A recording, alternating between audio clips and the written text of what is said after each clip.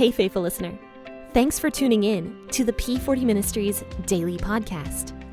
This podcast is dedicated to helping you grow spiritually so you can grow personally.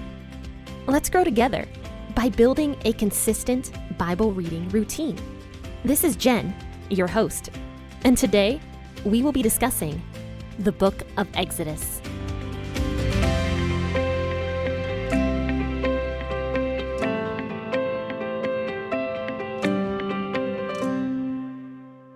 Well, hello there, friends and faithful listeners. You have tuned into the P40 Ministries podcast, and I am your host, Jen. Today, we will be discussing Exodus chapter 10, verses 1 through 11. And this is getting into some pretty interesting plagues here in Egypt. I will be actually talking about this portion of the Bible in the WEB version, as I always do, but later on, I will switch over to the AMP version just for a little bit more clarity. But as always, you guys should read out of whatever version you prefer to read out of, whatever that might be. But make sure to grab that cup of coffee. But let's go ahead and just jump right in. Yahweh said to Moses, "Go into Pharaoh, for I have hardened his heart and the heart of his servants, that I may show these my signs among them, and that you may tell in the hearing of your son and of your son's son what things I have done in Egypt, and my signs which I have done among them, that you may know that I am Yahweh." Moses and Aaron went in to Pharaoh and said to him, "This is what Yahweh, the God of the Hebrews, says. How long will you refuse to humble yourself before me? Let my people go, that they may serve me, or else if you refuse to let my people go, behold, tomorrow I will bring locusts into your country, and they shall cover the surface of the earth, so that one won't be able to even see the earth.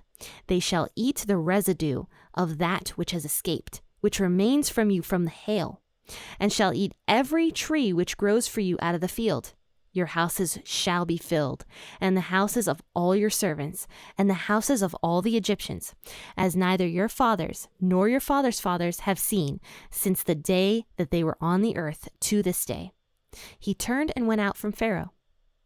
Pharaoh's servants said to him, "How long will you let this man be a snare to us? Let the men go, that they may serve Yahweh their God. Don't you yet know that Egypt is destroyed?" Moses and Aaron were brought again to Pharaoh, and he said to them, "Go, serve Yahweh your God. But who are those that will go?"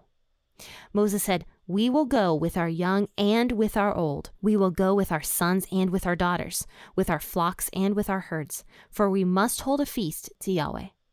He said to them, "Yahweh be with you if I let you go with your little ones. See, evil is clearly before your faces. Not so. Go now, you who are men, and serve Yahweh, for that is what you desire." Then they were driven out from Pharaoh's presence.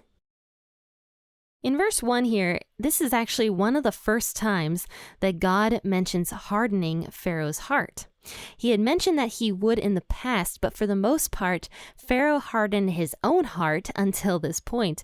And now God is saying that he has now hardened Pharaoh's heart and also the hearts of his servants.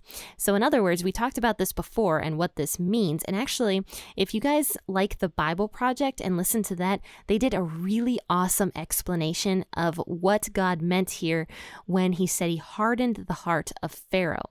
In other words, he gave Pharaoh what Pharaoh desired. Pharaoh had already hardened his heart, and now God was giving Pharaoh what he already wanted, which was a hard heart. And I mentioned in one of my previous podcasts when we first discussed this, maybe a couple weeks ago, about God hardening the heart of Pharaoh, that, God is not mean. He doesn't just harden people's hearts against their will and is like, "Nope, I'm not going to let you do that, and I'm going to send all these plagues." And no, of course not. That's absolutely ridiculous. That's not who God is. Throughout the Bible, we see that is not who God is. God likes us to have a humble heart. So here, he was giving Pharaoh chance after chance after chance to follow God and to change his heart. But Pharaoh didn't want that. He wanted a hard heart. And so God is finally giving in and giving Pharaoh what he wants. And he hardened Pharaoh's heart and also the hearts of his servants.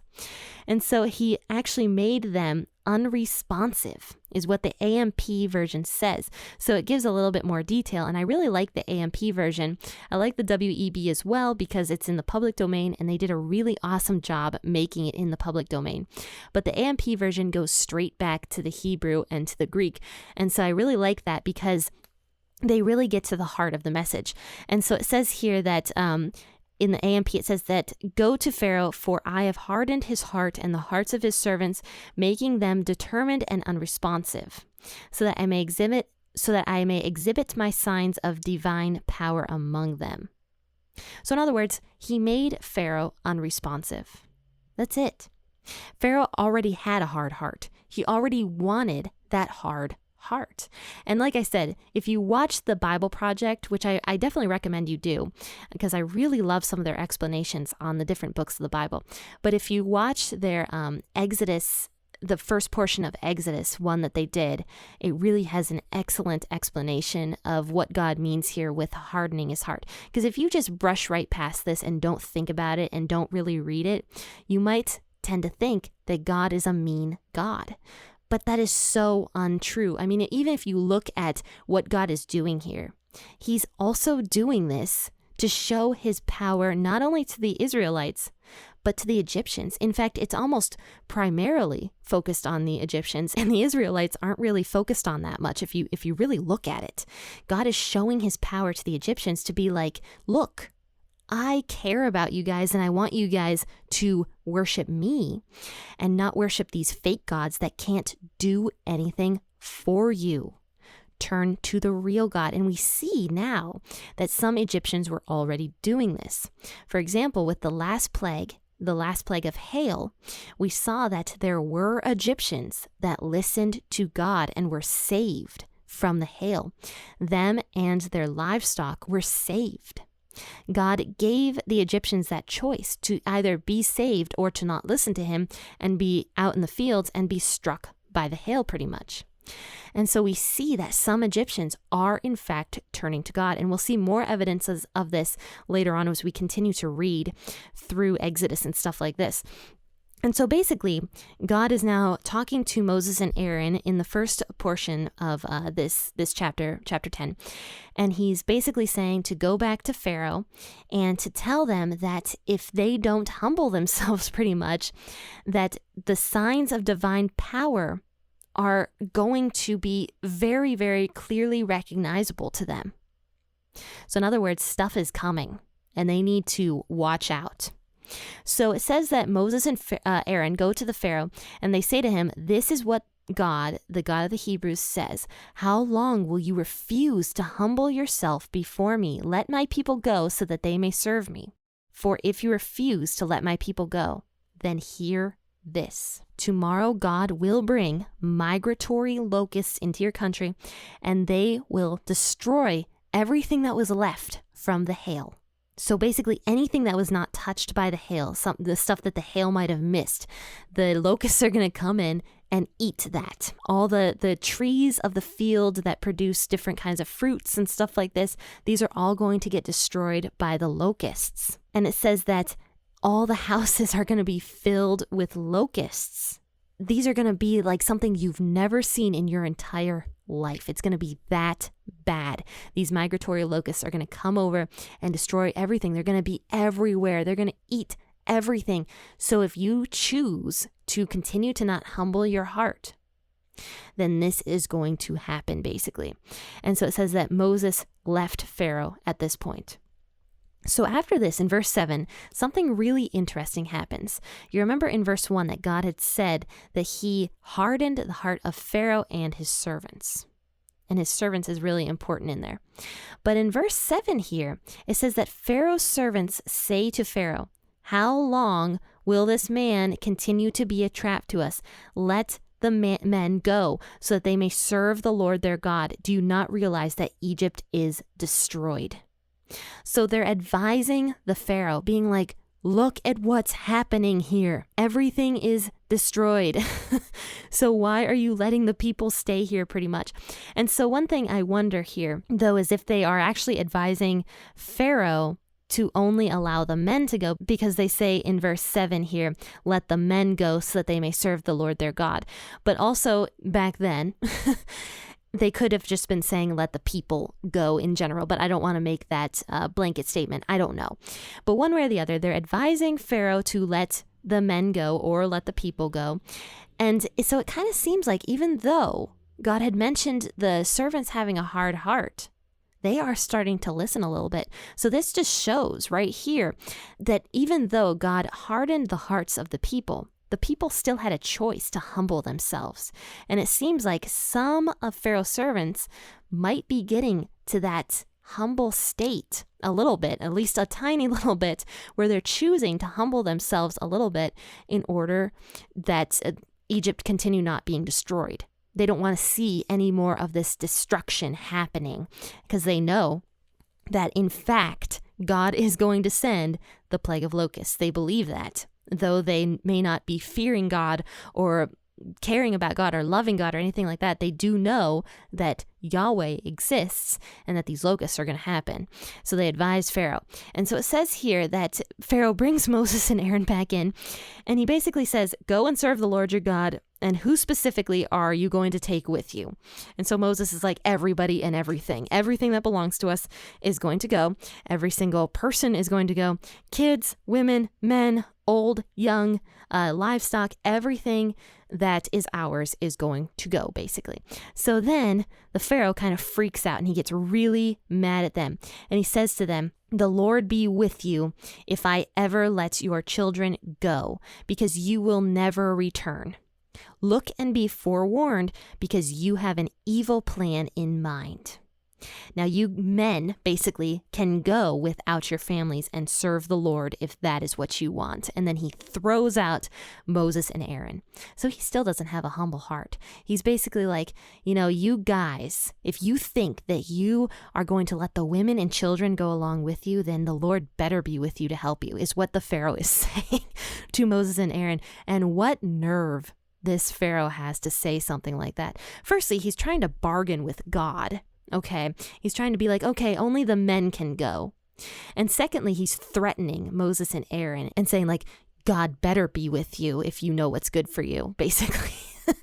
Almost as if he thinks he has the power that God has. If you look at that, how absurd is that? Can Pharaoh send locusts? No. Absolutely not. Could Pharaoh do any of that other stuff? No. He still believes himself to be a god.